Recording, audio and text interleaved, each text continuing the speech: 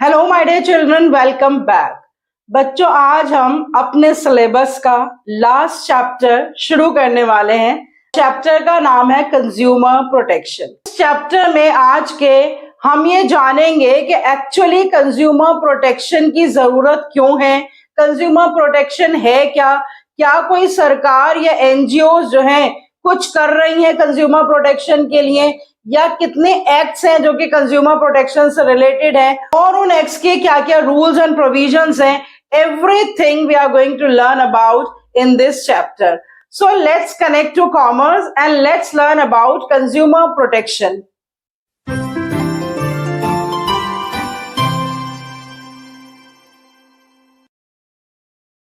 सबसे पहले तो बच्चों शुरू में आप स्क्रीनशॉट ले लीजिए, क्योंकि मैं सबसे पहले लेक्चर में आपको ये बताती ही हूं कि क्या क्या topics examination point of view से हमें इसमें कवर अप करने हैं। तो जितने भी टॉपिक्स हमें कवर अप करने हैं वो सारे मैंने ब्लू पेन से मार्किंग कर दिए। क्या है वो topics? What is the meaning of consumer protection, मतलब कंज्यूमर प्रोटेक्शन का concept. Number 2, need and importance of consumer protection, consumer protection की जरूरत क्यों है या क्या इंपॉर्टेंस है कंज्यूमर प्रोटेक्शन की। फिर उसके बाद बहुत सारे टॉपिक्स जो है वो द कंज्यूमर प्रोटेक्शन एक्ट 2019 से रिलेटेड है। इससे रिलेटेड जो टॉपिक्स हैं, कॉन्सेप्ट ऑफ कंज्यूमर, जिसमें हम सीखेंगे कि ये एक्ट बताता है कि एक्चुअली कंज्यूमर किसे कह सकते हैं। कंज्यूमर राइट्स, हर एक कंज्यूमर के पास जो भी अधिकार है वो सारे हम कंज्यूमर राइट्स में पढ़ेंगे। Responsibilities of the consumers, consumer को कुछ भी खरीदने से पहले किन किन चीजों का ध्यान रखना है, we will study under responsibilities of consumers. फिर उसके बाद who can file a complaint against whom, कि कौन कंप्लेंट कर सकता है और किसके अगेंस्ट कंप्लेंट कर सकता है, क्या लीगल राइट है किसी एक पर्टिकुलर कंज्यूमर के पास, वो इसमें जानेंगे। उसके बाद क्या क्या रेमेडीज अवेलेबल है, अगर कोई भी कंज्यूमर कंप्लेंट फाइल करता है तो उसको किस तरह के रिलीफ्स अवेलेबल हो सकते हैं।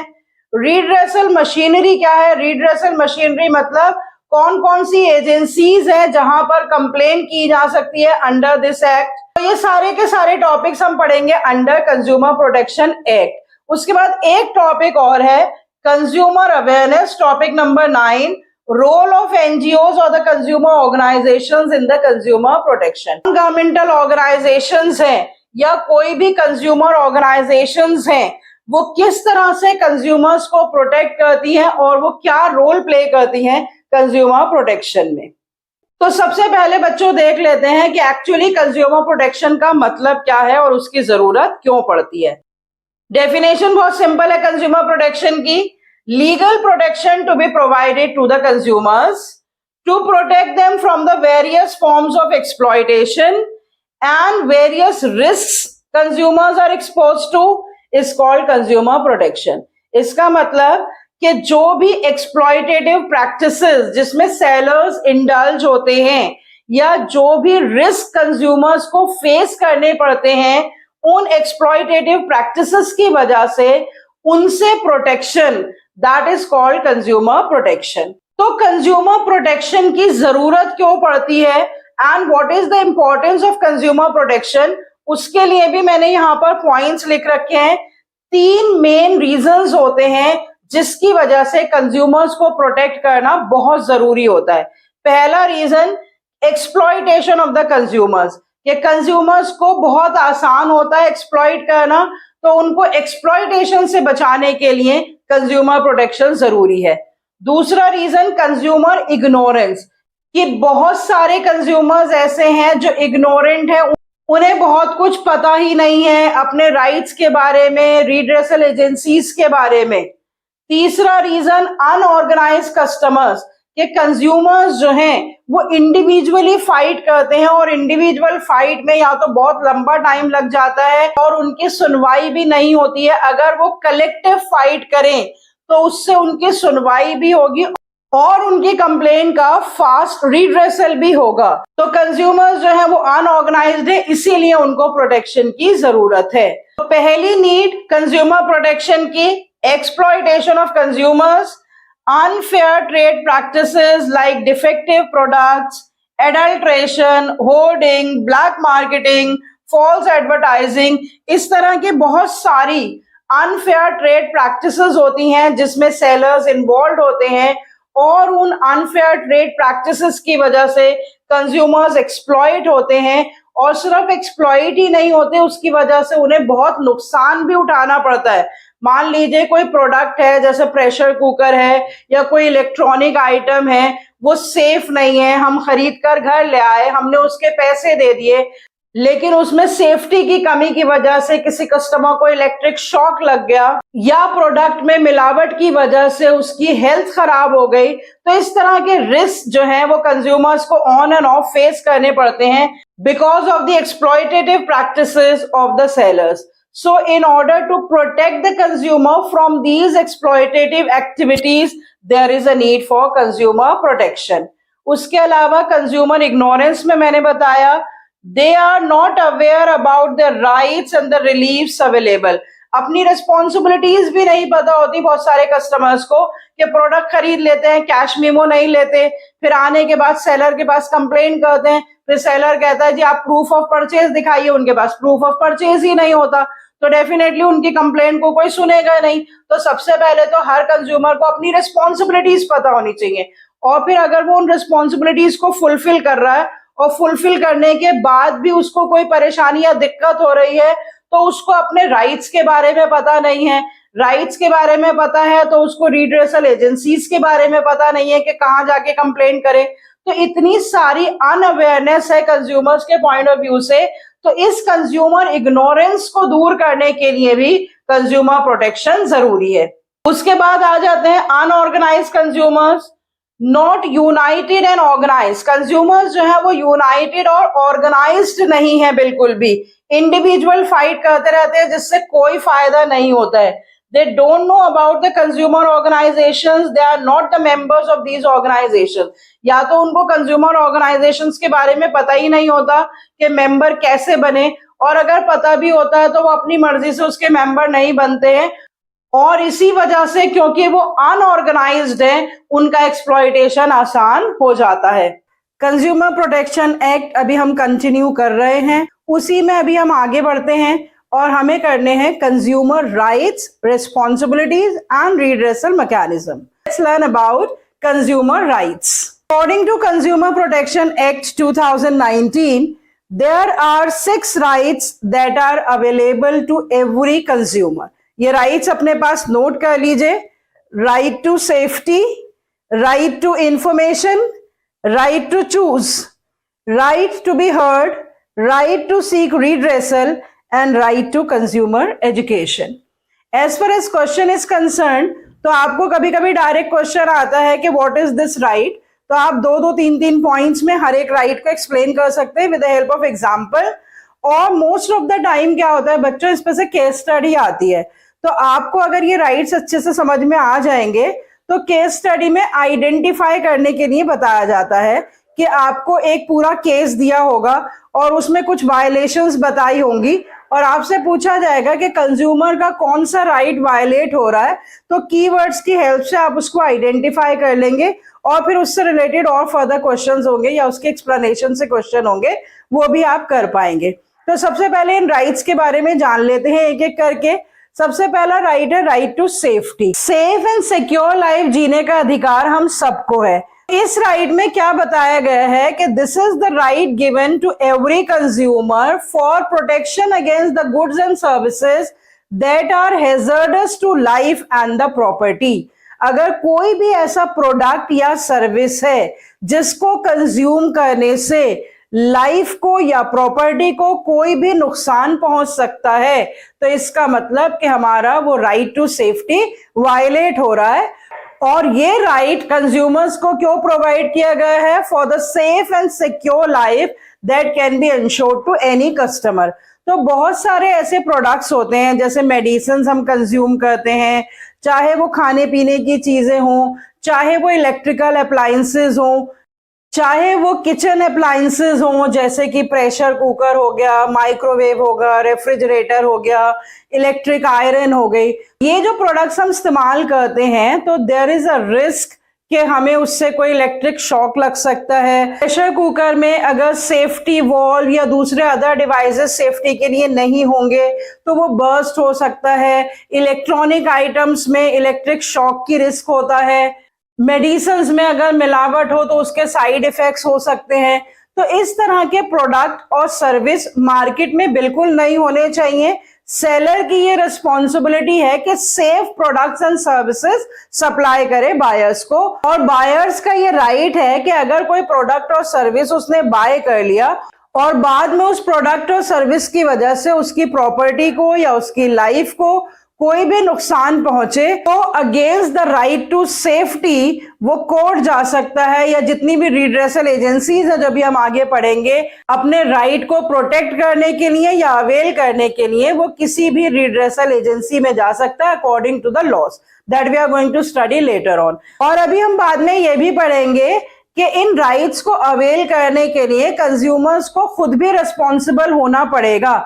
से फॉर एग्जांपल कि अगर उसको राइट टू सेफ्टी अवेल करना है तो उसकी एट द सेम टाइम ये रिस्पॉन्सिबिलिटी भी है कि वो सेफ्टी मार्क्स जो कि ऑथराइज सेफ्टी मार्क्स होते हैं तो उन मार्क्स को देखकर ही वो प्रोडक्ट और सर्विसेज को अवेल करे या परचेज करे। तो आप इस तरह से एक पर्टिकुलर राइट को पॉइंट्स में एक्सप्लेन कर सकते हैं that right to safety is a right for protection against the goods and services which are hazardous to life and property. Point number 2, it is a right for safe and secure life. And point number 3 में आप example देकर बता सकते हैं कि किस तरह से कंज्यूमर अपने इस राइट को प्रोटेक्ट कर सकता है। Come to the next one, that is right to information. Informations होती हैं प्रोडक्ट एंड सर्विसेज के बारे में बहुत सारी, कि उसका मैन्युफैक्चरर कौन है, उसकी डेट ऑफ मैन्युफैक्चरिंग क्या है, बैच नंबर क्या है, डेट ऑफ एक्सपायरी क्या है, मैक्सिमम रिटेल प्राइस क्या है, इंस्ट्रक्शंस होती है उसे इस्तेमाल करने की। तो ये सारी इंफॉर्मेशंस सेलर को प्रोवाइड करनी है कंपल्सरली टू द बायर, और बायर का ये राइट है कि सेलर से वो हर एक इंफॉर्मेशन के बारे में जाने। तो पहला पॉइंट आप लिख सकते हैं, to get the information about the quality, quantity, purity, price और any other information, चाहे कोई legal informations हैं, तो बहुत सारी informations जो कि एक सेलर को लगता है कि ये जरूरी है बायर को पहुंचाना, और जो इंस्ट्रक्शंस हैं जिसके हिसाब से उस प्रोडक्ट को यूज किया जाएगा, इस तरह की इंफॉर्मेशन जो है वो ऑब्टेन करना हर एक कस्टमर का राइट है। सेकंड पॉइंट में आप लिख सकते हैं राइट टू इंफॉर्मेशन के प्रोटेक्शन अगेंस्ट द अब्यूसिव और unfair practices by the seller. तो अगर कोई सेलर रॉन्ग इंफॉर्मेशन प्रोवाइड करता है या वो इंफॉर्मेशन कम प्रोवाइड करता है, पूरी इंफॉर्मेशन प्रोवाइड नहीं करता या इंफॉर्मेशन को प्रोवाइड ही नहीं करता, और जिस इंफॉर्मेशन को छिपाने की वजह से या कम इंफॉर्मेशन देने की वजह से बायर को नुकसान पहुंचे, तो बायर का राइट टू इंफॉर्मेशन वायलेट हो रहा है। से फॉर एग्जांपल कि यहाँ पर आप एग्जांपल दे सकते हैं कि एक पर्टिकुलर पर्सन एक रेस्टोरेंट में गया, वो प्योर वेजिटेरियन पर्टिकुलर पर्सन है, और उसने वहां पर जाकर फूड ऑर्डर कर दिया, और जब उसने फूड कंज्यूम कर लिया और उसके बाद उसे पता चला कि उस पर्टिकुलर ईटेबल आइटम में नॉन वेज कंटेंट था, तो यहाँ पर उसका कौन सा राइट वायलेट हो रहा है? Right to information. जो रेस्टोरेंट का ओनर था या जो भी सर्विस प्रोवाइडर्स थे वहां पर, उनको बताना चाहिए था कस्टमर को कि इसमें नॉन वेज कंटेंट है। तो अगर किसी ने आपको स्पेसिफाई कर दिया कि वो प्योरली वेजिटेरियन है और उसको वेजिटेरियन खाना ही चाहिए, फिर भी आपने उसको ऐसा सर्व कर दिया कि नॉन वेजिटेरियन हो, ये एक एग्जाम्पल है। तो जितनी भी सेलर्स की अनफेयर ट्रेड प्रैक्टिसेस हैं और उन अनफेयर ट्रेड प्रैक्टिसेस की वजह से बायर को कोई भी नुकसान हो रहा है, तो उसका राइट टू इंफॉर्मेशन वायलेट हो रहा है कि जो इंफॉर्मेशन उसे मिलनी चाहिए थी वो नहीं दी गई, उसकी वजह से उसे जो भी कोई नुकसान होगा वो उस नुकसान की भरपाई के लिए एप्रोप्रिएट फोरम में जा सकता है कंप्लेन करने के लिए। Come to the next, right to choose. Right to choose का मतलब the right of assurance of availability and access to variety at just and fair prices. मतलब हर एक बायर के पास अवेलेबिलिटी होनी चाहिए सारे तरह के प्रोडक्ट्स एंड सर्विसेज की, और उसका असेस होना चाहिए और वो भी फेयर प्राइसेस पे होना चाहिए।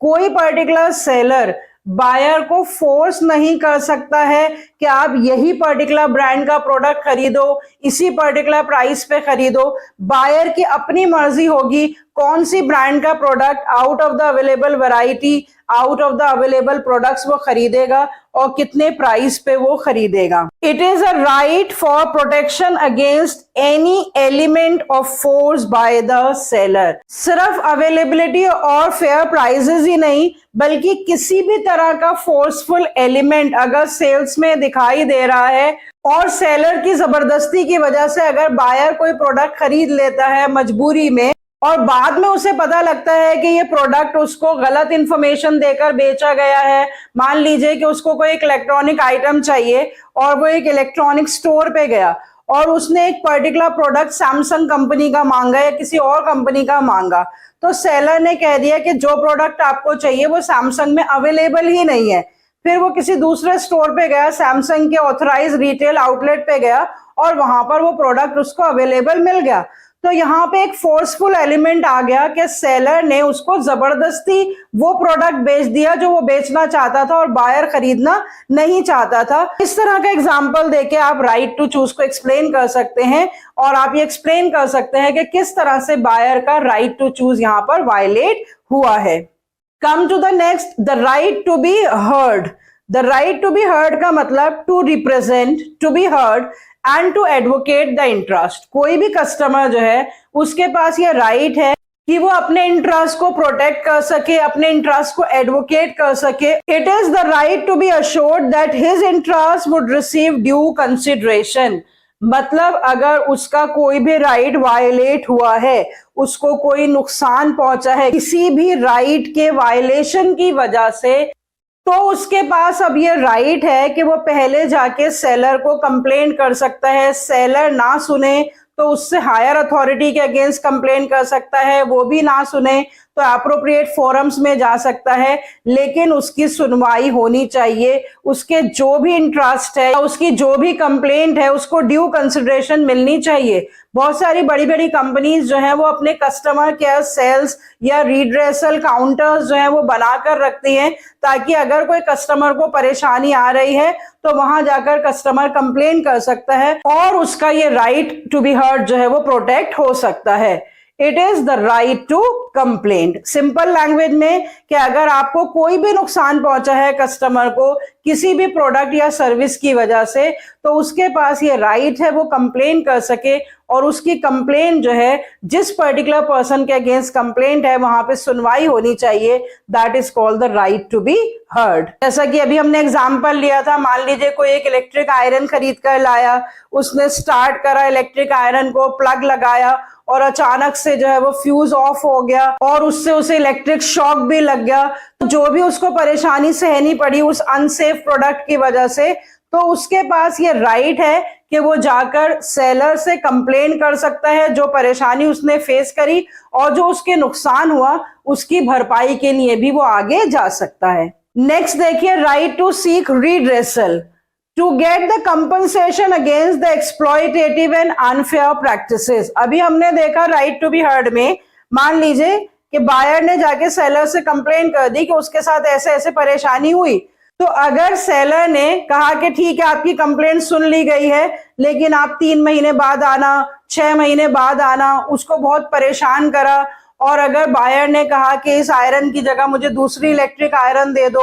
और सेलर ने कंप्लेंट तो सुन ली लेकिन वो इलेक्ट्रिक आयरन रिप्लेस करके नहीं दे रहा है, या जो इलेक्ट्रिक आयरन है उसका पैसा उसे वापस नहीं दे रहा है, या जो इलेक्ट्रिक आयरन के शॉक की वजह से उसे जो नुकसान हुआ है उसकी भरपाई नहीं कर रहा है, तो उसका कौन सा राइट वायलेट हो रहा है? The right to seek redressal. Redressal का मतलब होता है कि जो भी नुकसान कंज्यूमर को हुआ गलत प्रोडक्ट या सर्विस कंज्यूम करने से या खरीदने से, उसकी भरपाई। तो ये जो राइट है, it is the right which assures the justice, it is the right to get the compensation against the loss, it is the right to replace the defective product और द डेफिशिएंट सर्विस और to repair the product और to refund the money, और बहुत सारे other reliefs जो भी उसको available होने चाहिए। तो अगर उसके रिलीफ्स का वायलेशन हो रहा है तो इसका मतलब राइट टू रिड्रेसल वायलेट हो रहा है। तो कस्टमर के नुकसान की भरपाई का जो राइट है कस्टमर के पास, और कंप्लेन करने का जो राइट है, और उसके लॉस का रिड्रेसल का जो राइट है, that is called the right to seek the redressal. Come to the last, the right to consumer education. हमें पता है कंज्यूमर्स हर तरह के होते हैं, लिटरेट भी होते हैं, इलिटरेट भी होते हैं। तो कई बार तो पढ़े लिखे कंज्यूमर्स भी बहुत तरह से एक्सप्लॉइट हो जाते हैं, और इलिटरेट को तो एक्सप्लॉइट करना और भी आसान होता है। इसीलिए right to consumer education consumer protection act में इंक्लूड किया गया। It is the right to acquire the knowledge and the skills to be the informed customer. हर एक कस्टमर के पास ये राइट है, अधिकार है कि उसको अपने राइट्स के बारे में जानना हो तो वो जान सके। The right for specially the illiterate citizens to know about the acts and the agencies for consumer protection. मतलब हर एक को ये पता होना चाहिए कि क्या क्या एक्ट्स हैं उसके फेवर में, और कौन कौन सी एजेंसीज हैं जहां वो जाकर अपनी कंप्लेन कर सकता है, उनके बारे में जानने का अधिकार है। तो अगर कंज्यूमर्स को जानने का अधिकार है तो एक्चुअली ऑटोमेटिकली वो सेलर की रिस्पॉन्सिबिलिटी बन जाती है to inform the customer about the same. और इस राइट को प्रोटेक्ट करने के लिए मीडिया का, स्कूल एजुकेशन सिस्टम में, यूनिवर्सिटी में वेरियस कोर्सेज के थ्रू कंज्यूमर्स को लगातार एजुकेट करना चाहिए। बहुत सारी इस तरह की इवेंट्स ऑर्गेनाइज होने चाहिए जगह जगह पर कि कंज्यूमर्स को इंफॉर्मेशन दे दी जाए कि क्या क्या राइट्स आपके पास अवेलेबल है। तो ये सरकार की और नॉन गवर्नमेंटल ऑर्गेनाइजेशंस की या कंज्यूमर ऑर्गेनाइजेशंस की भी रिस्पॉन्सिबिलिटी है कि इस तरह की इंफॉर्मेशंस कंज्यूमर्स को लगातार प्रोवाइड करें। इवन सेलर्स जब प्रोडक्ट बेच रहे हैं तो वो भी कंज्यूमर को बताएं कि किस तरह से अगर इसमें कोई परेशानी आए तो किस प्रोसीजर से आप इसका रिड्रेसल कर सकते हैं। जब हम ऑनलाइन प्रोडक्ट्स खरीदते हैं तो कई बार आप देखते हैं कि उसमें रिफंड पॉलिसीज होती हैं। तो अगर हमारी वो रिफंड पॉलिसी फेक है, या हमसे गारंटी तो दे दी कि रिफंड पॉलिसी है लेकिन कोई कलेक्ट करने नहीं आया, रिफंड जो प्रोडक्ट्स हमें करने हैं, या रिफंड करने के बाद हमारे पास पैसा नहीं आया, तो इसका मतलब कि कंज्यूमर्स के बहुत सारे राइट्स वायलेट हो रहे हैं। और जिसमें से एक राइट टू कंज्यूमर एजुकेशन भी है कि हर एक कंज्यूमर को प्रॉपरली एजुकेट करना ड्यूटी है मैन्युफैक्चरर की, सेलर की या मिडिलमैन की, कि क्या क्या उसके अधिकार हैं और कौन सी एजेंसीज हैं जहां पर जाकर वो अपने डिफेक्टिव प्रोडक्ट्स या डेफिशिएंट सर्विसेज की कंप्लेंट कर सकता है। तो बच्चों हर एक राइट को आप 2-2, 3-3 लाइंस में एक्सप्लेन करेंगे। अगर डायरेक्ट क्वेश्चन आता है, एक लाइन में आप बताएंगे मीनिंग ऑफ द राइट, दूसरी लाइन में आप बताएंगे कि ये राइट किस चीज से प्रोटेक्शन देता है, और तीसरी लाइन में आप उसका एग्जाम्पल बताएंगे। सो आई होप हर राइट से रिलेटेड कीवर्ड और वो राइट किसके अगेंस्ट प्रोटेक्शन है वो आपको समझ में आ गया होगा। तो अगर आपको कोई केस स्टडी पूछी जाएगी तो आप इजीली उस पर्टिकुलर राइट को आइडेंटिफाई कर पाएंगे और पॉइंट्स में उसको एक्सप्लेन भी कर देंगे। रिस्पॉन्सिबिलिटीज ऑफ अ कंज्यूमर्स करेंगे और रिड्रेसल मैकेनिज्म्स करेंगे। एवरी कंज्यूमर जब तक रिस्पॉन्सिबल नहीं होगा तो वो अपने राइट्स भी अवेल नहीं कर पाएगा। Let's learn about that what are the responsibilities of a consumer so that he can avail all his rights। देखो बच्चों, आप और हम सभी कंज्यूमर्स हैं, हमारे पास कुछ राइट्स हैं जो कि बहुत सारे एक्ट्स में हमें दिए गए हैं, और हमने पढ़े द कंज्यूमर प्रोटेक्शन एक्ट 2019 के हिसाब से जो हमारे पास राइट्स हैं। लेकिन राइट्स और रिस्पॉन्सिबिलिटीज हमेशा हैंड इन हैंड जाती हैं। मतलब राइट्स अवेल करने के लिए हमें रिस्पॉन्सिबल होना भी जरूरी है। तो as an aware customer, as a responsible customer, हमें किन किन बातों का ध्यान रखना चाहिए ताकि हम अपने राइट्स को अवेल कर सकें, वो पॉइंट्स हम देख लेते हैं, या वो रिस्पॉन्सिबिलिटीज हम देख लेते हैं कि what should be the responsibilities of an ideal customer. सबसे पहले देखिए, must exercise his rights, that is must file a complaint if not satisfied with the product and the service. इसका मतलब यह है कि अगर कोई प्रोडक्ट और सर्विस जिससे हम सैटिस्फाई नहीं है तो हमारी ये रिस्पॉन्सिबिलिटी है कि हम अपने राइट को एक्सरसाइज करें। और क्या हमारा राइट है? द राइट टू कंप्लेन, जो कि हमने किस में पढ़ा था, the right to be heard. तो अगर हमें अपना right to be heard exercise करना है, हमारे पास राइट टू कंप्लेन है, तो उस राइट को हमें इस्तेमाल करना चाहिए अगर हम किसी भी प्रोडक्ट या सर्विस से सैटिस्फाइड नहीं है। तो सबसे पहली रिस्पॉन्सिबिलिटी तो एक कंज्यूमर की क्या होनी चाहिए कि जो भी उसके राइट्स हैं वो उनको एक्सरसाइज करे। ये नहीं है कि राइट्स तो हैं और वो उन राइट्स का इस्तेमाल ही नहीं कर रहा है। तो exercising the right is the basic responsibility and that is related to a specific right, that is the right to be heard. Second point देखिए, must insist on getting full information and should not blindly believe the seller। जब हम कोई भी product और service खरीदने जाते हैं तो सेलर हमें बहुत सारी चीजें उसके बारे में बताते हैं कि इसमें ये क्वालिटी है, ये यूटिलिटी है, इसमें इतनी वैरायटी है, लेकिन हमें अंधा बनकर उसकी हर बात पर यकीन नहीं कर लेना है।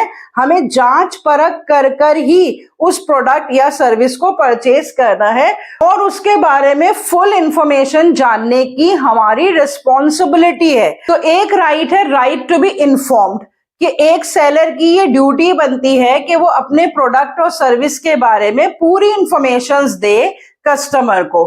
तो उसी के साथ साथ जैसे सेलर की ये रिस्पॉन्सिबिलिटी है to provide the information to the buyer, तो बायर की भी ये सेल्फ रिस्पॉन्सिबिलिटी है कि सेलर से पूरी तरह से वो हर प्रोडक्ट और सर्विस जो कोई भी वो खरीद रहा है उसकी पूरी जानकारी खुद से ले। वो ये वेट ना करे कि सेलर जो बताएगा हम तभी वो इंफॉर्मेशन लेंगे। हम खुद से भी बहुत सारे क्वेश्चंस पूछे उससे और जो वो क्वेश्चंस का जवाब दे, मतलब जो वो इंफॉर्मेशन हमें प्रोवाइड कर रहा है उसको भी हमें ब्लाइंडली एक्सेप्ट नहीं करना है कि हाँ भाई जो ये बोल रहा है वो बिल्कुल ठीक है। तो उसको हमें वेरीफाई भी करना है। और वो हम वेरीफाई कैसे कर सकते हैं कि कोई एक प्रोडक्ट है, एक सेलर ने उसका कोई प्राइस बताया या उसके कोई फीचर्स बताए, तो हम उसको जाके दूसरे सेलर के पास भी वेरीफाई करें क्या वो भी उसी प्राइस पे बेच रहा है, क्या उसकी क्वालिटी और फीचर्स भी सेम है। तो इस तरह से जब हम डिफरेंट सेलर्स से वो इंफॉर्मेशन कलेक्ट कर रहे हैं तो ये हमें कलेक्ट करनी चाहिए। ये एक रिस्पॉन्सिबल कस्टमर की ड्यूटी है। नेक्स्ट पॉइंट देखिए, मस्ट बी क्वालिटी कॉन्शियस। देखो हमें खुद भी क्वालिटी कॉन्शियस होना चाहिए। हमें पता है कि हमारे पास राइट टू सेफ्टी है कि अगर हमें किसी भी प्रोडक्ट या सर्विस की वजह से कोई भी नुकसान पहुंचता है हमारी लाइफ या प्रॉपर्टी को, तो हम अपना राइट टू सेफ्टी अवेल कर सकते हैं। लेकिन उस राइट को अवेल करने के लिए हमारी रिस्पॉन्सिबिलिटी क्या है कि हम खुद भी सब स्टैंडर्ड क्वालिटी के प्रोडक्ट्स एंड सर्विसेज ना खरीदें। बहुत सारे स्टैंडर्डाइज मार्क्स होते हैं जो मैंने यहाँ पर लिखे हैं। वुल मार्क होता है for woollen products, hall mark होता है for the gold jewellery, ISI mark होता है इलेक्ट्रिकल अप्लायंसेस के लिए, एग मार्क होता है एग्रीकल्चरल प्रोडक्ट्स के लिए। इस तरह से बहुत सारे क्वालिटी स्टैंडर्ड मार्क्स होते हैं जो प्रोडक्ट के ऊपर देखने को मिल जाते हैं हमें उसके लेबल पर। तो वो मार्क देखकर ही हमें प्रोडक्ट्स परचेज करने चाहिए। अगर हम खुद ही क्वालिटी कॉन्शियस नहीं है और हम बिना मार्क देके ही प्रोडक्ट को खरीद ले रहे हैं तो हम अपना राइट टू सेफ्टी अवेल नहीं कर पाएंगे, क्योंकि हमने खुद ही सेफ्टी का ध्यान नहीं रखा तो सेलर क्यों ध्यान रखेगा। तो ये एक कस्टमर की ही रिस्पॉन्सिबिलिटी है कि वो क्वालिटी कॉन्शियस रहे और वो सारे स्टैंडर्डाइज प्रोडक्ट जो कि क्वालिटी मार्क से अप्रूव्ड है उसी तरह के प्रोडक्ट्स एंड सर्विसेज को प्रेफरेबली परचेज करे। Come to the next, he must insist on the cash memo, that is must have the evidence and the proof of purchase। बहुत बार हम ऐसा करते हैं, कोई प्रोडक्ट खरीद लेते हैं और हम उसका कोई प्रूफ ऑफ परचेज नहीं लेते हैं।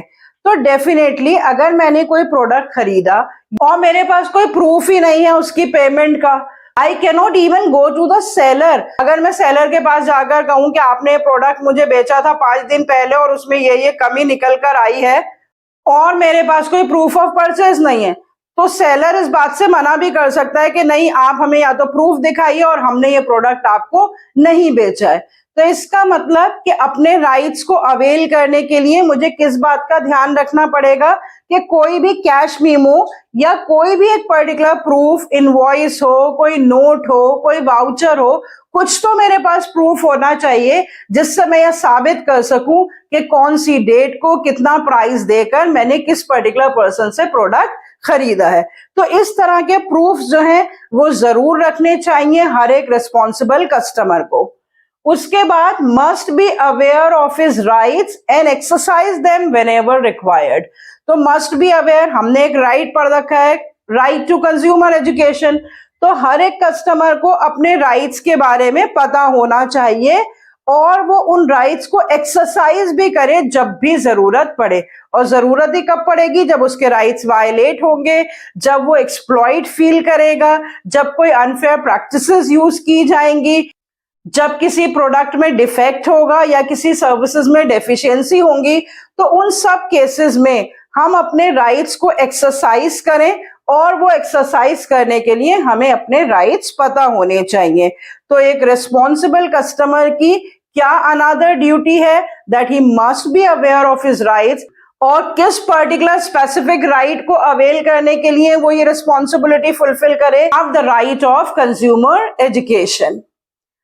Come to the next, must be aware of variety of goods and services available। हमने पढ़ रखा है एक राइट टू चूज, जिसमें हमने पढ़ा है कि हर एक कस्टमर को ये राइट है कि जितनी भी variety of products and services available हैं उसमें अपने डिसीजन के हिसाब से, अपनी मर्जी के हिसाब से वो फाइनल प्रोडक्ट और सर्विस को सेलेक्ट करे। लेकिन वो ऐसा तभी कर पाएगा जब वो अवेयर होगा अबाउट द वैरायटी अवेलेबल। अगर मान लीजिए कोई एक प्रोडक्ट है, मैं मार्केट में लेने गई और एक पर्टिकुलर प्रोडक्ट मुझे सेलर ने दिखा दिया कि जो प्रोडक्ट आपको चाहिए उसमें ये 2 वैरायटीज अवेलेबल हैं, तो उन दोनों में से मैंने एक खरीद ली। तो यहाँ पर मैं एक रिस्पॉन्सिबल कस्टमर की तरह बिहेव नहीं कर रही हूँ, क्योंकि मुझे पता ही नहीं है कि जो प्रोडक्ट मैं खरीद रही हूँ जिसकी सिर्फ 2 ही वैरायटीज ये सेलर दिखा रहा है, उसकी 50 और वैरायटीज दूसरी जगह पर अवेलेबल है। तो अगर मैं अवेयर ही नहीं हूं about this variety of products and services, तो मैं राइट टू चूज को एक्सरसाइज भी नहीं कर सकती। तब मुझे अवेयरनेस होगी तभी मैं वो राइट एक्सरसाइज कर पाऊंगी। Come to the next, must choose only legal goods and services to discourage the unfair practices. कि अगर हम चाहते हैं कि सेलर अनफेयर प्रैक्टिसेस में पार्टिसिपेट ना करें या इन्वॉल्व ना हो, तो हमें भी तो फेयरली डील करना है ना, हमें भी लीगल प्रोडक्ट्स एंड सर्विसेज ही खरीदने चाहिए। तो अगर हमें कोई भी प्रोडक्ट के बारे में पता चल जाए या कोई भी सर्विस के बारे में पता लग जाए जो कि लीगली ट्रेड नहीं की जा रही है और हम फिर भी उसको खरीद रहे हैं, तो हम खुद भी रिस्पॉन्सिबिलिटी के साथ बिहेव नहीं कर रहे हैं। So if the customer has to be responsible, he has to buy only the legal goods and services। किसी भी तरह की illegal goods and services के ट्रेड में कस्टमर बनकर वो उसका हिस्सा ना बने, ये उसकी रिस्पॉन्सिबिलिटी है। must not be carried away by the exaggerated advertisements, and any difference or discrepancy in the advertisement should be brought to the notice of the advertiser और टू द स्पॉन्सर। ज्यादातर क्या होता है, देखो एडवर्टीजमेंट ज्यादातर exaggerated ही होते हैं। बहुत सारे एडवर्टीजमेंट्स में दिखाया कुछ जाता है, लेकिन जब हम एक्चुअली उस प्रोडक्ट को खरीद कर लाते हैं तो हम देखते हैं कि उसमें वो फीचर्स नहीं हैं जो एडवर्टाइज किए गए थे। और अगर इस तरह से सभी चुप होकर बैठते रहेंगे और कोई भी उस फेक एडवर्टीजमेंट या रॉन्ग इंफॉर्मेशन जो एडवर्टीजमेंट में दे रखी हैं उसके बारे में कोई आवाज ही नहीं उठाएगा, तो सेलर भी ये प्रैक्टिस कंटिन्यू ही रखेंगे कि ज्यादा बढ़ा चढ़ाकर कस्टमर्स को बेवकूफ बनाकर अपने प्रोडक्ट्स बेच दो। तो उसके लिए सेलर जो है वो इनिशिएटिव नहीं लेगा। इनिशिएटिव किसको लेना पड़ेगा? कस्टमर्स को ही लेना पड़ेगा कि they should brought to the notice of the public और to the notice of the sponsor कि ये जो आपने बताया था या दिखाया था एडवर्टीजमेंट में, ऐसा इस प्रोडक्ट में कुछ भी नहीं है। तभी हम रोक पाएंगे सेलर्स को अनफेयर प्रैक्टिसेस में इन्वॉल्व होने से। तो कस्टमर की क्या रिस्पॉन्सिबिलिटी है कि जो एडवर्टीजमेंट्स है उनसे कैरिड अवे ना हो, और अगर वो सेटिस्फाई है प्रोडक्ट और सर्विस से तो कोई बात नहीं है, लेकिन कस्टमर की वैल्यू एक्सपेक्टेशंस के हिसाब से वो सर्विस प्रोवाइड नहीं की है तो उस केस में हमें उसकी कंप्लेंट करनी चाहिए. We have to bring it to the notice of the sponsor. This is the responsibility of a consumer. Next देखिए, respect the environment and avoid any sort of waste, littering, contribution to pollution. मतलब हमें अपने environment की खुद respect करनी है. अगर हमारी वजह से किसी भी तरह से एनवायरनमेंट में कोई पोल्यूशन या एनवायरनमेंट हमारी वजह से किसी और भी तरह से खराब हो रहा है तो हमें ऐसी प्रैक्टिसेस में इन्वॉल्व नहीं होना चाहिए. से फॉर एग्जांपल कि अगर सरकार प्लास्टिक या पॉलिथीन्स पे बैन लगा देती है तो हमें क्या करना चाहिए कि जब हम सब्जी लेने जाएं या फल लेने जाएं तो हम अपने साथ एक कैरी बैग लेकर जाएं ताकि सेलर को कोई परेशानी ना आए. और अगर हम खुद लेकर ना जाएं और हम उससे कह दें भाई दे देना, हमें तो प्लास्टिक के बैग में जो तेरे पास है वही दे दे, तो इसका मतलब हम एनकरेज कर रहे हैं उसे ऐसी चीजों में जो कि सरकार ने बैन कर रखी है और हम खुद ही एनवायरमेंटल पॉल्यूशन में कंट्रीब्यूट कर रहे हैं. तो हमें ऐसा नहीं करना चाहिए. एज एन आइडियल कस्टमर या एज ए रिस्पॉन्सिबल कस्टमर हमारी तरफ से जो भी एनवायरमेंटल प्रोटेक्शन हो सकती है हमें अपने हिस्से का रोल प्ले करना चाहिए और सेलर फिर अपने आप अपने हिस्से का रोल प्ले करेगा. Last but not the least is every consumer must form consumer societies which could play an active role in the consumer education or in the consumer protection. तो एवरी कस्टमर, मैंने पहले भी बताया था कि individual exploitation ज्यादा आसान होती है. अगर आपको याद हो, नीड फॉर कंज्यूमर प्रोटेक्शन में हमने 3 आर्ग्यूमेंट्स करे थे कि कंज्यूमर्स का एक्सप्लॉइटेशन होता है, कंज्यूमर्स इग्नोरेंट है और कंज्यूमर्स अनऑर्गेनाइज्ड हैं. तो कंज्यूमर्स को क्या करना चाहिए कि कलेक्टिव फाइट्स करनी चाहिए. कुछ ऐसी ऑर्गेनाइजेशंस बनानी चाहिए जो कि उनके इंटरेस्ट के प्रोटेक्शन में काम करें, उसका मेंबर बनना चाहिए. उन ऑर्गेनाइजेशंस के थ्रू अपनी कंप्लेंट को फाइल करना चाहिए ताकि जल्दी उनकी हियरिंग हो और जल्दी उनका रिड्रेसल हो. तो इस तरह की रिस्पॉन्सिबिलिटीज है कस्टमर्स की that they should form consumer societies or organizations, or they should become the member of already formed consumer organizations so that they can present their complaints in a better and the collective and the organized manner. So I hope कि consumer के जो basic 6 rights हैं, right to safety, right to be informed, right to choose, right to seek redressal, right to be heard and right to consumer education, तो इन rights को avail करने के लिए उसको कुछ बेसिक रिस्पॉन्सिबिलिटीज भी फुलफिल करनी चाहिए. सबसे पहले तो उसके पास कोई ना कोई प्रूफ होना चाहिए. अगर मेरे पास कोई प्रूफ ही नहीं है तो मैं उस प्रोडक्ट या सर्विस के अगेंस्ट कंप्लेंट ही नहीं कर पाऊंगी. फिर उसके बाद अगर मुझे लगता है कि वाकई में मेरे साथ गलत हुआ है तो मुझे उसकी कंप्लेंट करनी चाहिए. ये नहीं सोचना चाहिए कि छोड़ो अब मैं कंप्लेंट करूंगी तो मुझे परेशानी आएगी या मेरा टाइम वेस्ट होगा या मेरा पैसा लगेगा, क्योंकि इसी तरह करके अगर सब छोड़ते रहेंगे तो जो सेलर है या जो मैन्युफैक्चरर्स हैं वो तो और ज्यादा अनफेयर और एक्सप्लॉइटेटिव प्रैक्टिस करते ही जाएंगे. तो कंप्लेंट करना भी एक रिस्पॉन्सिबिलिटी है कंज्यूमर की. अपनी सेफ्टी के लिए उसको खुद ही स्टैंडर्डाइज्ड और क्वालिटी मार्क्स देखकर प्रोडक्ट खरीदने चाहिए. कंज्यूमर ऑर्गेनाइजेशंस बनानी चाहिए. जहां से भी हो सके कंज्यूमर नॉलेज ऑब्टेन करनी चाहिए. कितनी प्रोडक्ट्स की वैरायटीज अवेलेबल हैं, प्रोडक्ट कितने प्राइस पे अवेलेबल है, उसकी नॉलेज ऑब्टेन करना. तो ये सारी बेसिक रिस्पॉन्सिबिलिटीज हैं जो एक कंज्यूमर को फुलफिल करनी चाहिए. तो आप सब स्टूडेंट्स जो हैं एग्जामिनेशन पॉइंट ऑफ व्यू से तो इस टॉपिक को याद रखिएगा ही, लेकिन क्योंकि आप सब कस्टमर्स भी हैं तो मैं आपसे रिक्वेस्ट करूंगी कि आप भी फ्यूचर में हमेशा एक रिस्पॉन्सिबल कस्टमर की तरह ही बिहेव करिएगा और इन रिस्पॉन्सिबिलिटीज का ध्यान रखिएगा. अगर आप ऐसा करेंगे तो जो रिड्रेसल एजेंसीज हैं और जो रिलीफ्स अवेलेबल हैं उनको आप अवेल कर सकते हैं, जो कि अगले लेक्चर में हम पढ़ेंगे.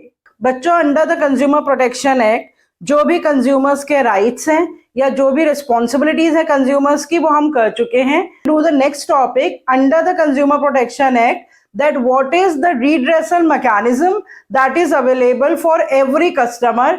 So what are the various commissions or the agencies or the forums where a consumer can file a complaint what should be the value of the complaint to go to a particular forum. That's all we are going to learn under the 3-tier redressal machinery that is available to every consumer.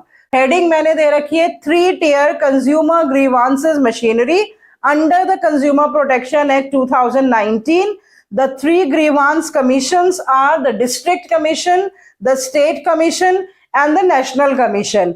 और इन तीनों commissions के बारे में हम particularly points में क्या क्या जानेंगे कि what is the composition of that particular forum और the commission, what is the qualification of the president of that particular forum, how the members are appointed, how much is the value of the complaint to go to that particular forum, और अगर complainant satisfied नहीं है तो वो कैसे higher authority जा सकता है. सो इन बेसिक पॉइंट्स पे मैंने तीनों कमीशंस के बारे में यहाँ पर लिख दिया है. इन पॉइंट्स को या तो आप अपने पास नोट करते रहेंगे जैसे जैसे मैं एक्सप्लेन करूंगी, या आप स्क्रीनशॉट लेकर पहले अच्छे से समझ लीजिए और बाद में आप अपने नोट्स बना लीजिएगा. तो सबसे पहले देखिए बच्चों, द डिस्ट्रिक्ट कमीशन.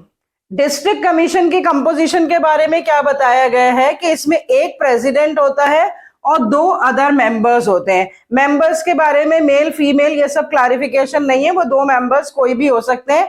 तो टोटल 3 मेंबर से बनता है ये कमीशन, और जिसमें से जो प्रेसिडेंट है वो रिटायर्ड जज या वर्किंग जज होना चाहिए डिस्ट्रिक्ट कोर्ट का, ये उसकी क्वालिफिकेशन है.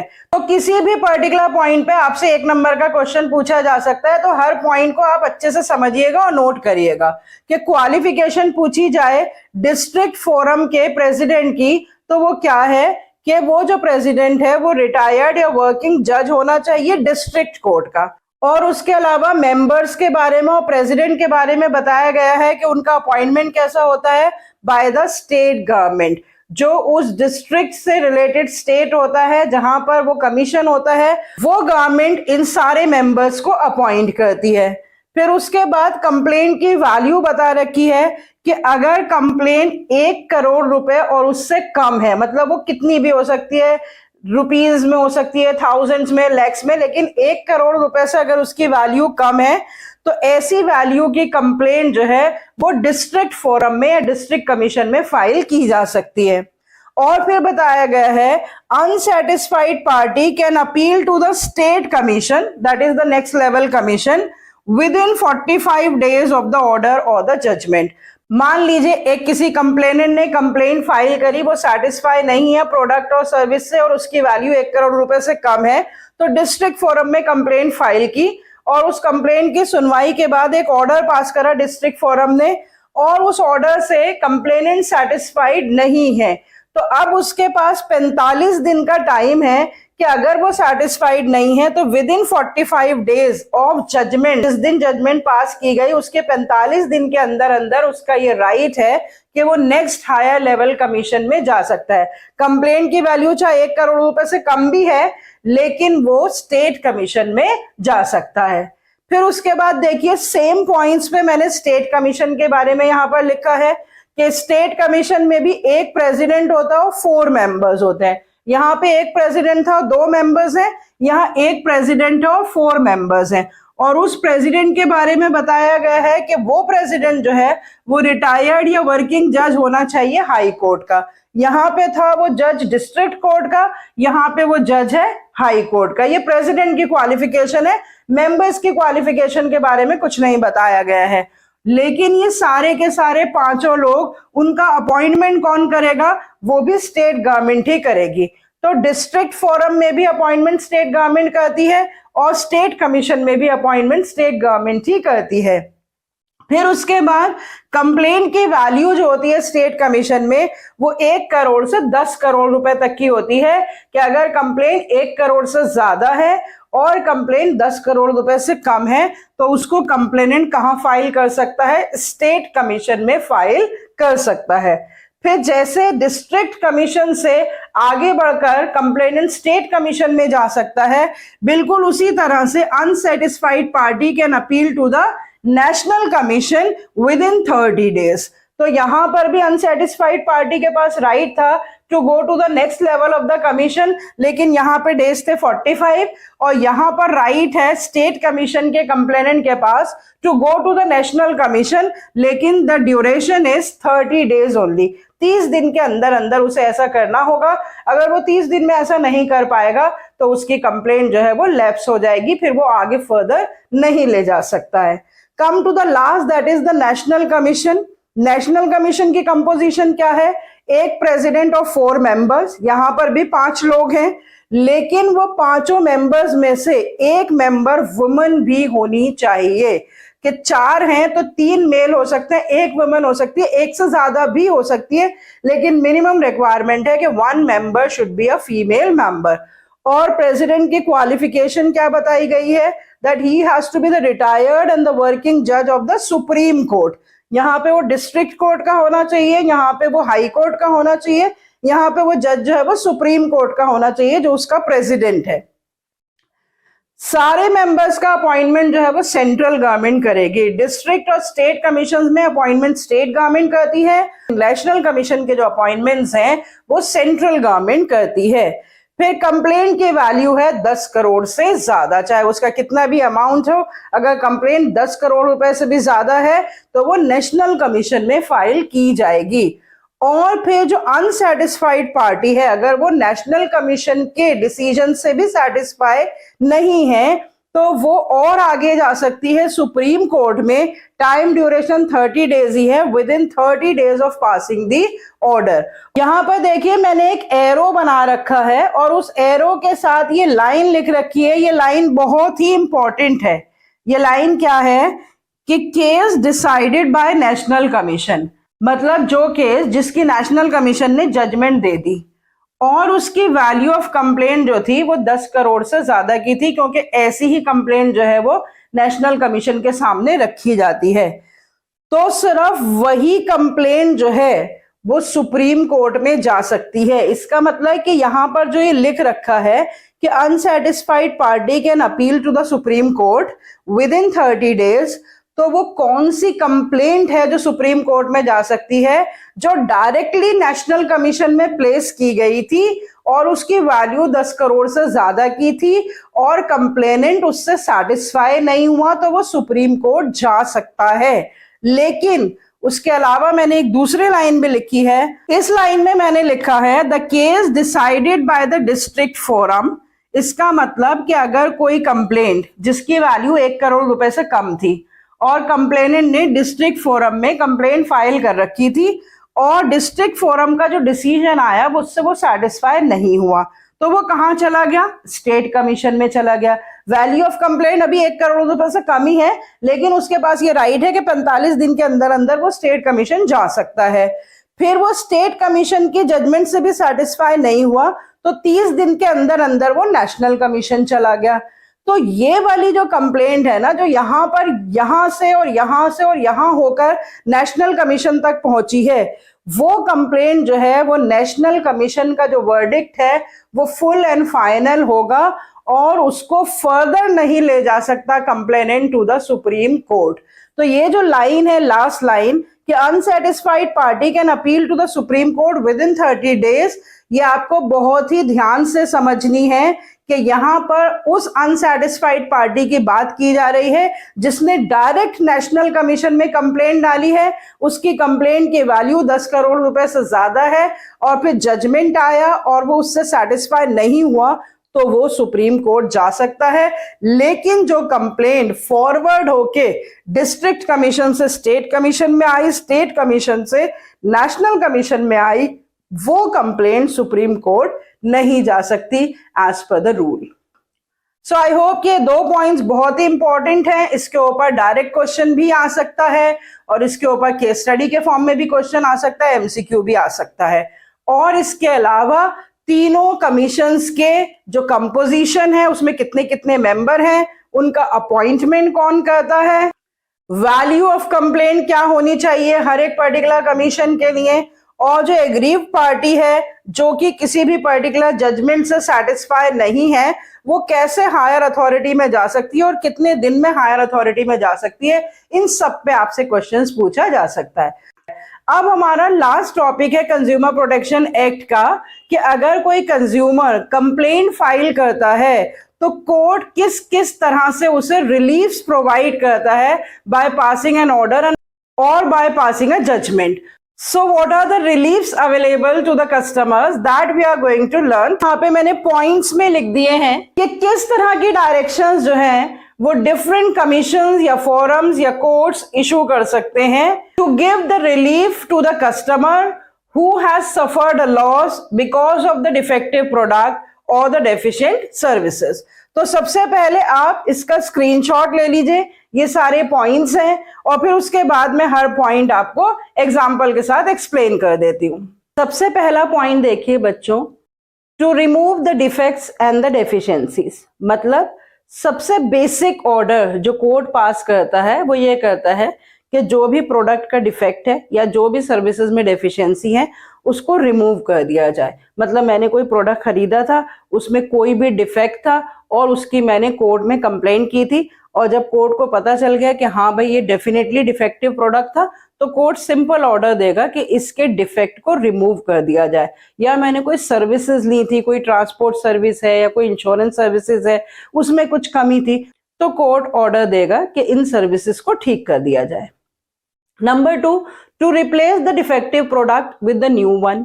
ये भी कोर्ट ऑर्डर दे सकता है कि प्रोडक्ट के डिफेक्ट को दूर करने के बजाय पूरा का पूरा नया प्रोडक्ट ही रिप्लेस करके उसे दे दिया जाए. जो डिफेक्टिव प्रोडक्ट था वो वापस लेना पड़ेगा फिर सेलर को, उसके बदले में जो सही प्रोडक्ट है वो उसको देना पड़ेगा कस्टमर को. Number 3, to refund the price paid or the charges paid for the defective product or the deficient services. Court ये भी ऑर्डर दे सकता है कि जो मैंने प्राइस दिया था उस डिफेक्टिव प्रोडक्ट का, कि वो पैसा आप वापस लौटाइए. ना तो वो उसका डिफेक्ट रिमूव कर रहा है, ना वो उस प्रोडक्ट के बदले में कोई दूसरा प्रोडक्ट दे रहा है. कोर्ट ने ये ऑर्डर दे दिया कि आप इनका पैसा वापस लौटाइए डिफेक्टिव प्रोडक्ट या सर्विस का. तो वो ऑर्डर मानना पड़ेगा जिसके अगेंस्ट कंप्लेंट की गई है उसको. To pay the compensation for the loss और द इंजरी सफर्ड. अब कभी कभी तो ये होता है कि सिर्फ डिफेक्टिव प्रोडक्ट ही है या डेफिशिएंट सर्विसेज है और उसकी वजह से कस्टमर को कोई एक्स्ट्रा नुकसान नहीं हुआ, बस वो जो पैसा उसने दिया था वही उसका नुकसान हुआ था. लेकिन कभी कभी एक्स्ट्रा नुकसान भी हो जाता है कस्टमर को. जैसे हमने पढ़ा था वेरियस राइट्स में कि कोई प्रेशर कुकर है या कोई इलेक्ट्रॉनिक आइटम है जिसके बर्स्ट होने से या इलेक्ट्रिक शॉक लगने से कस्टमर को कुछ फिजिकल नुकसान भी पहुंचा, उसकी प्रॉपर्टी को या उसकी लाइफ को.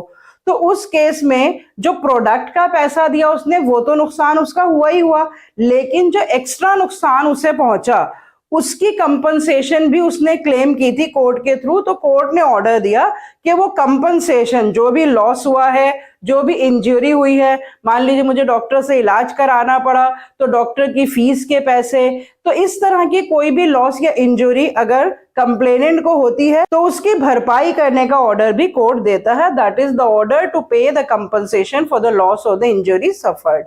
उसके अलावा to pay extra compensation, that is called punitive damages as a corrective major.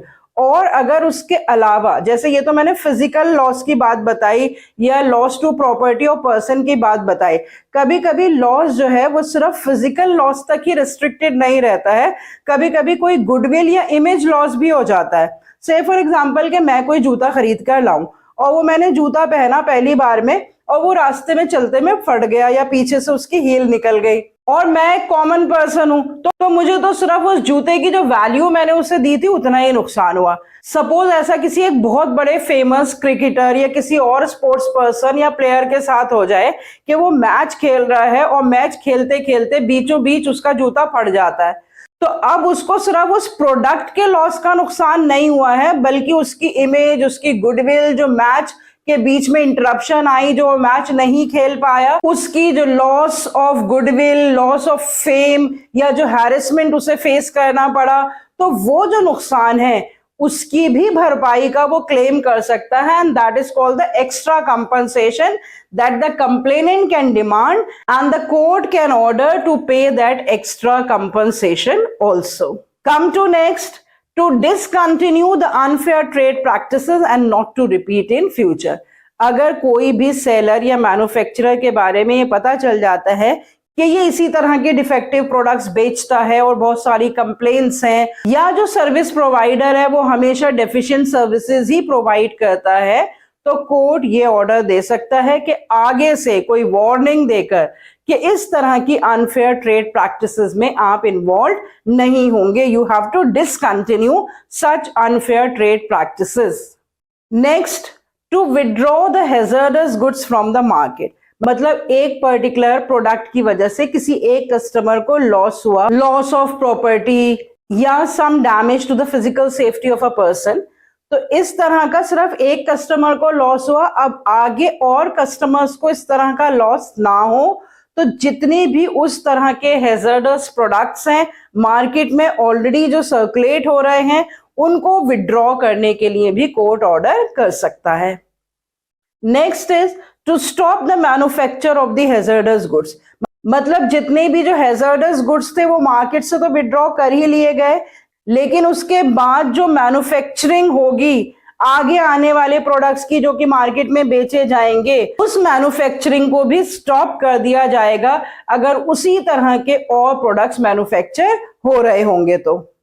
उसके अलावा टू सीज और desist from issuing misleading advertising, court ये भी ऑर्डर कर सकता है कि अगर कोई मैन्युफैक्चरर या सेलर बहुत ज्यादा मिसलीडिंग एडवर्टाइजिंग कर रहा है और किसी ने कंप्लेन कर दी कि इनके एडवर्टीजमेंट्स बिल्कुल फेक हैं और इनके प्रोडक्ट्स में ऐसी कोई क्वालिटीज नहीं है, तो कोर्ट ये ऑर्डर कर सकता है कि इस तरह की मिसलीडिंग एडवर्टाइजिंग को देना बंद करें। Next, to pay to the consumer welfare fund approximately about 5% of the value of the defective goods। कभी कभी कोर्ट ये भी ऑर्डर करता है कि जो भी वैल्यू है डिफेक्टिव गुड्स की या डेफिशिएंट सर्विसेज की, उसका अप्रोक्सीमेट कैलकुलेशंस कर लेते हैं और उसकी 5% वैल्यू के बराबर कोर्ट ऑर्डर करता है to the manufacturer and the seller कि आपको भरपाई के तौर पर कम से कम 5% के आसपास कंज्यूमर वेलफेयर फंड में कंट्रीब्यूट करना पड़ेगा। मतलब कस्टमर का जो लॉस है उसकी तो भरपाई आप करिए ही करिए, लेकिन कंज्यूमर वेलफेयर फंड में भी कंट्रीब्यूट करिए। तो इस तरह से ट्विन ऑब्जेक्टिव पूरे हो जाएंगे, जिस कस्टमर का लॉस हुआ है उसे कंपनसेशन मिल जाएगा और जो ऑर्गेनाइजेशंस कस्टमर्स वेलफेयर के लिए काम कर रही है उनकी फंडिंग हो जाएगी। Next is to pay the advocate cost to the appropriate party और द पार्टीज, कि जो भी खर्चा करना पड़ा कंप्लेनेंट को अपनी कंप्लेन फाइल करने के लिए, चाहे वो ट्रांसपोर्टेशन से रिलेटेड हो या कम्युनिकेशन से रिलेटेड हो, चाहे वो लीगल चार्जेस हो, वो सारे खर्चे को इकट्ठा करके कोर्ट में क्लेम करता है कि इस कंप्लेंट को फाइल करने में और रिलीफ अवेलेबल तक उसका इतना खर्चा हो गया, तो उस खर्चे को बेयर करने का ऑर्डर भी कोर्ट दे सकती है। तो बच्चों, ये डिफरेंट रिलीफ्स हैं जो कि एक कस्टमर के लिए अवेलेबल हैं अगर वो कोर्ट में कंप्लेंट करता है, और अगर कोर्ट इस बात से कन्विंस हो जाता है कि वाकई में कस्टमर की कंप्लेंट वैलिड है और इसको किसी भी प्रोडक्ट एंड सर्विस की वजह से बहुत ज्यादा नुकसान हुआ है, तो depending upon the situation in सारे रिलीफ्स में से 1 or 2 or the combination of certain types of orders can be passed by the court to give relief to the customers.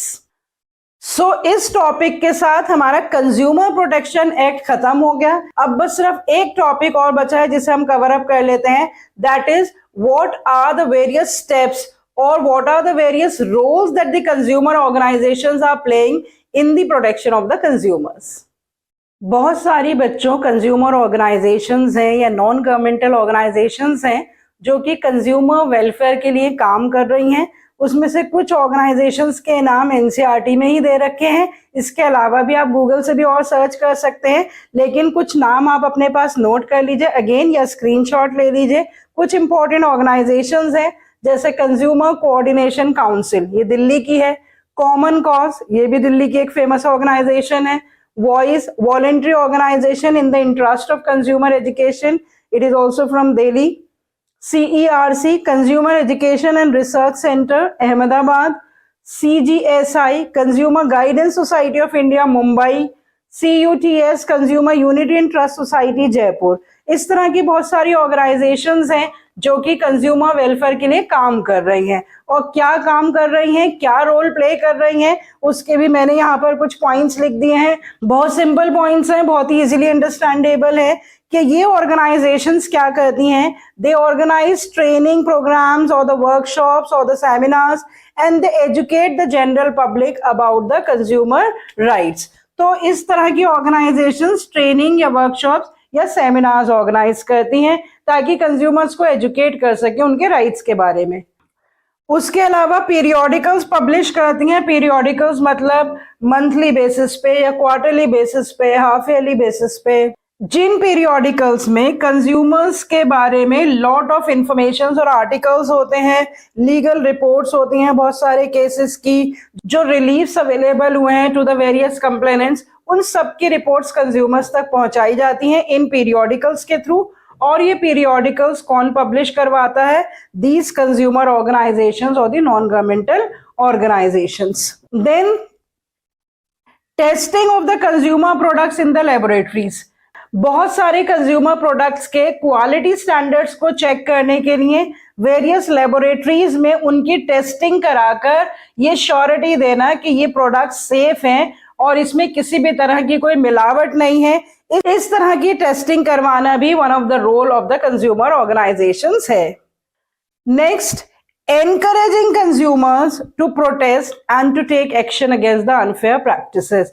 मतलब वो इस तरह से कन्विंस करती हैं कंज्यूमर्स को कलेक्टिवली या इंडिविजुअली कि अगर आपके साथ कुछ गलत हुआ है तो उसके अगेंस्ट बोलिए, fight for your right, take action against what is wrong that is done to you.